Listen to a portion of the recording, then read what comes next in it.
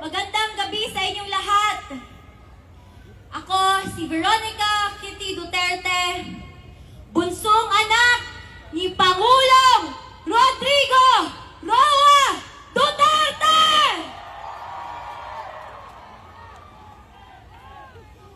Una sa lahat, lubos na nagpapasalamat ako sa patuloy niyong pagmamahal at pagsuporta kay PRRD, sa amin na pamilya niya, at sa Duterte!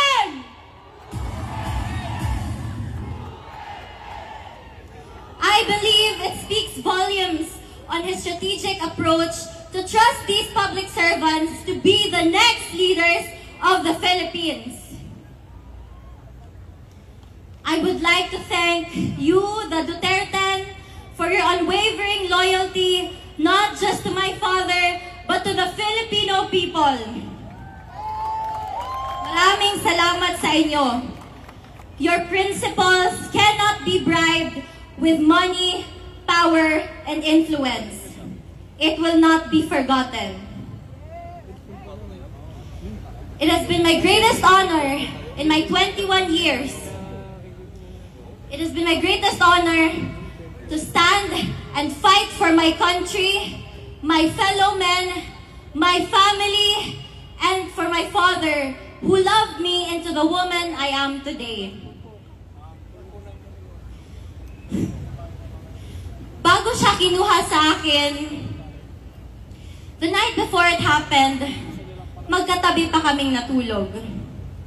I asked him, "Dada, what's gonna happen to you?" And as a father who didn't want his baby girl to worry, he responded with his usual phrase, "Sus, wala yan, maniwala ka dyan." To my dada Rudy, who will be watching this later, pinalangga ka ni Kitty, ayaw na kalimti.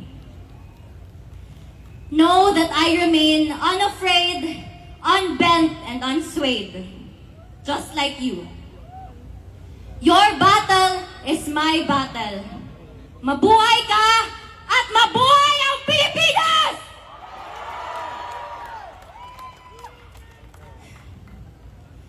Muli kong iaabot ang personal na mensahe ni Tatay Digong para sa bawat Pilipino. Sabi niya, exercise your right to vote and do so wisely. My warmest greetings of love to every Filipino. Mga kababayan, mga kabataan, 4 na araw na lang bago ang eleksyon. Huwag niyong ipagbili ang inyong mga boto. Ipanalo natin